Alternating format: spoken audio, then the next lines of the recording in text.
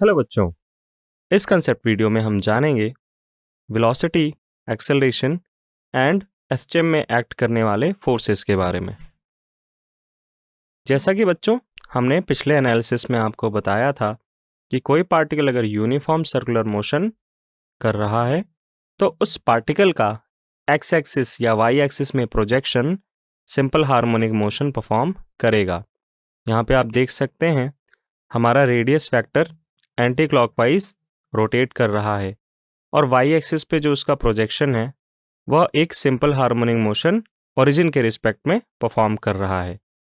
Eight any instant of time the projection of particle on Y axis performs SHM and that displacement can be very easily depicted with the help of sinusoidal curve। तो आप देख सकते हैं particle की अलग अलग position के corresponding Y axis में ओरिजिन के रिस्पेक्ट में अलग अलग डिस्प्लेसमेंट्स को हम एक साइनोसॉइडल कर्व से दूसरे ग्राफ में रिप्रेजेंट कर पा रहे हैं। तो बच्चों इस डायग्राम में आप अपनी स्क्रीन पर देख सकते हैं कि किस तरीके से ब्लैक कलर का हमारा पार्टिकल है जो यूनिफॉर्म सर्कुलर मोशन कर रहा है। वाई एक्सिस में उसका प्रोजेक्शन हमने ब्लू डॉट से रिप्रेजेंट किया है। अब देखिए ये जो ब्लू डॉट है ये टाइम के साथ अलग अलग पोजीशंस ऑक्यूपाई कर रहा है, यानी कि ओरिजिन के रिस्पेक्ट में इसका डिस्प्लेसमेंट डिफरेंट है। और ये वेरी किस तरीके से कर रहा है? जी हाँ बच्चों, हमने पिछले कंसेप्ट वीडियो में सीखा है एक पीरियोडिक फंक्शन से हम इसके डिस्प्लेसमेंट को रिप्रेजेंट कर सकते हैं and that is a trigonometric function. Side में हमने साइन कर्व के थ्रू हमारे पार्टिकल के वाई एक्सिस के अलॉन्ग डिस्प्लेसमेंट या उसके अलग अलग पोजीशंस को डिपिक्ट किया है। तो बच्चों बात करते हैं एसएचएम में पार्टिकल की किसी भी इंस्टेंट ऑफ टाइम पे वेलोसिटी को किस तरीके से निकाला जाए। सबसे पहले तो यहाँ पे हम जो भी एनालिसिस करेंगे will do that as a projection of particle performing a uniform circular motion, यानी कि हम यूनिफॉर्म सर्कुलर मोशन परफॉर्म करने वाले पार्टिकल के वाई या एक्स एक्सिस में प्रोजेक्शन के मोशन को ही एनालाइज करेंगे। तो सारी कंडीशंस वैसी ही, position of particle at time t is equal to OP, OP is equal to xt is equal to a cos omega t plus phi. ये चीज़ हम पहले ही पढ़ चुके हैं। तो बच्चों p डैश हमारे पार्टिकल की पोजीशन है जो एसएचएम परफॉर्म कर रहा है, OP एक्स एक्सिस में उसका प्रोजेक्शन है। सो ट्रिग्नोमेट्री से हम इसकी वैल्यू निकालते हैं which is equal to a cos omega t plus phi. अगर हम एक साइकिल के बाद की बात करें, यानी कि when p dash rotates and completes one round and comes back to its original position p dash एक चक्कर लगा के जब वापस अपनी पोजीशन पे आता है तो कितना एंगल स्वीप कर चुका होगा उसका रेडियस वेक्टर? जी हाँ बच्चों, omega T plus phi plus capital T. But capital T के एडिशन से आर्ग्यूमेंट की वैल्यू पे कोई फर्क नहीं पड़ता, where capital T is the time period of revolution of particle performing simple harmonic motion. बच्चों आप जब एनालिसिस करेंगे तो एक बात नोटिस करेंगे कि आपके एसएचएम का टाइम पीरियड भी वही होगा जो कि आपके यूनिफॉर्म सर्कुलर मोशन करने वाले पार्टिकल का टाइम पीरियड होगा। Now we know that differential of position with respect to time gives us velocity. तो अगर हमें स्पीड भी निकालनी होगी तो हम dx/dt इस फॉर्मूले का प्रयोग करेंगे। So this gives us v is equal to minus a omega sine omega t plus phi. अब बच्चों अगर आप इस फॉर्मूले को और इस फॉर्मूले को ध्यान से देखें तो ये दोनों ही फॉर्मूले एक पार्टिकल की पोजीशन को रिप्रेजेंट करता है, दूसरा पार्टिकल की वेलोसिटी को। a cos omega t plus phi यह पोजीशन को रिप्रेजेंट कर रहा है। अगर मैं पोजीशन के इक्वेशन में इस ट्रिग्नोमेट्रिक फंक्शन के आर्ग्यूमेंट में π/2 और ऐड कर दूं, so it will become a cos omega t plus pi plus π/2। तो अल्टीमेटली ये minus sine omega t plus phi में कन्वर्ट हो जाएगा। जी हाँ बच्चों, आप समझ चुके होंगे मैं क्या कहना चाह रहा हूँ। मैं यह कहना चाह रहा हूँ बच्चों कि जिस इंटरवल में आपका डिस्प्लेसमेंट, चूंकि एक्स पोजीशन बताता है ओरिजिन के रिस्पेक्ट में या सेंटर ऑफ ऑसिलेशन के रिस्पेक्ट में, तो जिस इंटरवल में आपका डिस्प्लेसमेंट बढ़ रहा होगा उस इंटरवल ऑफ टाइम में आपकी वेलोसिटी या आपकी स्पीड की वैल्यू घट रही होगी। या यूं कहें कि जब एसचेम परफॉर्म करने वाले पार्टिकल का डिस्प्लेसमेंट मैक्सिमम होगा, वो किसी एक्सट्रीम पोजीशन पर होगा, उसकी वेलोसिटी मिनिमम होगी, यानी उस वक्त उस पार्टिकल की वेलोसिटी 0 होगी। और बात करते हैं ओरिजिन पे या सेंटर ऑफ ऑसिलेशन पे, जब पार्टिकल का डिस्प्लेसमेंट 0 होगा यानी कि मिनिमम डिस्प्लेसमेंट, तब आपके पार्टिकल की वेलोसिटी मैक्सिमम होगी। क्योंकि ये दोनों ही फंक्शंस जो हमने मार्क कर रखे हैं उनमें π/2 का इंटरवल गैप है, और साइन और कॉस में भी π/2 का गैप होता है। जब साइन मैक्सिमम होता है तब कॉस मिनिमम होता है। अब बात करते हैं बच्चों एक्सेलरेशन की। वही पुराना सेटअप, हमारा सर्कुलर पाथ है कैपिटल ए रेडियस का, जिसमें हमारा पार्टिकल जो है सर्कुलर मोशन परफॉर्म कर रहा है, उसका प्रोजेक्शन जो हम एक्स एक्सिस में ले रहे हैं वो एसचेम परफॉर्म कर रहा है।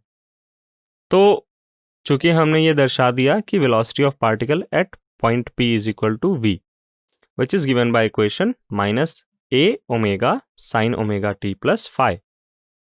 अब now acceleration of particle is, let us say it is equal to small a, and we know that small a, the magnitude of acceleration is given by differential of speed with respect to time. So we'll use the formula a is equal to dv by dt. यह solve करने पे हमें equation मिलती है a is equal to minus a omega square cos omega t plus phi. यानी कि बच्चों आपको याद दिलाना चाहूंगा, a cos omega T plus phi हमारे पार्टिकल का सेंटर ऑफ ऑसिलेशन से डिस्प्लेसमेंट था। So we can write it as a is equal to minus omega square X dependent on t। यानी कि आपका जो एक्सेलरेशन है वो आपके पार्टिकल के डिस्प्लेसमेंट पर डिपेंड कर रहा है। तो यह एसचेम की यहाँ पे कंडीशन भी सेटिस्फाई हो रही है कि यहाँ पे एसचेम की सबसे प्राइमरी कंडीशन ये होती है that the force and hence the acceleration acting on the particle performing SHM should be directly proportional to the displacement raised to power 1, यानी डिस्प्लेसमेंट के लीनियरली डिपेंडेंट होना चाहिए एक्सेलरेशन। बच्चों इस इक्वेशन को अगर हम ध्यान से देखें तो हमें साफ तौर पर पता चलता है कि जिस पोजीशन पे पार्टिकल का डिस्प्लेसमेंट मैक्सिमम होगा वहाँ पे पार्टिकल पे लगने वाला एक्सेलरेशन भी मैक्सिमम होगा, बट नेगेटिव साइन एक्सेलरेशन के डायरेक्शन को फ्लिप कर देगा। यानी कि पार्टिकल जिस डायरेक्शन में डिस्प्लेस होना चाह रहा होगा, जिस डायरेक्शन में पार्टिकल की डिस्प्लेसमेंट बढ़ रही होगी, उसके अपोजिट डायरेक्शन में एक्सेलरेशन काम कर रहा होगा। यानी कि अगर मैं बात करूं कि अगर पार्टिकल P से O जाना चाहता है तो उस पर एक्सेलरेशन O से P की दिशा में लगेगा, और अगर पार्टिकल O से लेफ्ट साइड में जाना चाह रहा है तो उस पर एक्सेलरेशन राइट साइड में लगेगा। यानी डिस्प्लेसमेंट और एक्सेलरेशन की डायरेक्शन हमेशा अपोजिट होंगी। इसी को हमने मैथमेटिकली लिखा है, for x T greater than 0 A T is less than 0 and for x T less than 0 A T is greater than 0। Displacement जब राइट साइड में होगा तो उस पर एक्सेलरेशन लेफ्ट साइड में लगेगा, और ओरिजिन के रिस्पेक्ट में अगर डिस्प्लेसमेंट लेफ्ट साइड में होने लगेगा तो पार्टिकल पे एक्सेलरेशन राइट साइड पे लगेगा। इस तरीके से हम येलो कलर के इन दोनों एरो से पार्टिकल के ऊपर लगने वाले एक्सेलरेशन को रिप्रेजेंट कर सकते हैं। So direction of acceleration is directed towards the centre of circle, या यूँ कहें कि जो सेंटर ऑफ ऑसिलेशन है हमेशा उसकी ओर डायरेक्टेड रहेगा आपके पार्टिकल के ऊपर लगने वाला एक्सेलरेशन। सो अगर हम डिस्प्लेसमेंट, वेलोसिटी और एक्सेलरेशन इन तीनों ही कर्व्स को एक साथ प्लॉट करें तो कुछ इस तरीके का रिलेशनशिप आएगा। डिस्प्लेसमेंट एक कोसाइन कर्व को फॉलो करेगा, और वेलोसिटी चूँकि उसका फर्स्ट डिफरेंशियल है टाइम के रिस्पेक्ट में तो वो माइनस साइन का कर्व फॉलो करेगा, and acceleration is equal to minus omega square X, omega is constant. तो डिस्प्लेसमेंट के कर्व को अगर आप नेगेटिव कर दो, टाइम एक्सिस के थ्रू फ्लिप कर दो, तो वो आपके एक्सेलरेशन कर्व को रिप्रेजेंट करेगा with appropriate amplitude of oscillation. अब बात करते हैं फोर्स की। बच्चों, एक्सेलरेशन की बात तो हमने कर ली है। एक्सेलरेशन कहाँ से आता है बच्चों?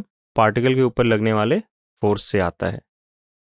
तो इसी सेटअप में हम वापस से एक्सेलरेशन की बात करेंगे। A is equal to minus omega square x. Newton second law of motion says that force acting on particle is equal to mass times the acceleration. तो क्लियरली हम लिख सकते हैं F is equal to m minus omega square x. अब बच्चों यहाँ पे आप देखें, position is also a function of time and acceleration is dependent on position, so force acting on the particle is also a function of time. तो इसलिए हम इसको F of t is equal to minus m omega square x of t इस form में लिखेंगे। अब बच्चों, चूंकि एसटीएम में हम लिखते हैं कि F directly proportional to x होता है, फिर हम प्रोपोर्शनैलिटी हटाते हैं, माइनस के एक्स इंट्रोड्यूस करते हैं और कहते हैं कि ये के कांस्टेंट है और minus sign is indicative of कि ये हमेशा रीस्टोरिंग फोर्स होगा। तो अगर हम इस कांस्टेंट को इक्वेट करें, so this will give us K is equal to m omega square. Mostly ये जो k है, अगर हम किसी स्प्रिंग ब्लॉक सिस्टम की बात करें तो वहाँ पे वो स्प्रिंग कांस्टेंट की तरह एक्ट करता है। So this relationship k is equal to m omega square gives us omega is equal to square root of k by m। बच्चों, ये फॉर्मूला बहुत इंपॉर्टेंट है, कई जगह यूज़ होता है, बड़े बड़े क्वेश्चंस में आपके स्टेप्स सेव हो सकते हैं अगर आपको ये फॉर्मूला याद है तो। नाउ जो ट्रेंड आपका एक्सेलरेशन फॉलो करेगा वही ट्रेंड आपका फोर्स भी फॉलो करेगा, यानी कि पार्टिकल का डिस्प्लेसमेंट जब राइट साइड होगा तो उस पे एक्ट होने वाला फोर्स लेफ्ट साइड की ओर एक्ट करेगा। सिमिलरली अगर पार्टिकल लेफ्ट साइड को डिस्प्लेस होना चाहेगा सेंटर ऑफ ऑसिलेशन के रिस्पेक्ट में, तो उस पे फोर्स राइट साइड लगेगा। इस तरीके से हम फोर्स के डायरेक्शन को रिप्रेजेंट कर सकते हैं। Since this force is directed towards mean position, that is why it is called as restoring force.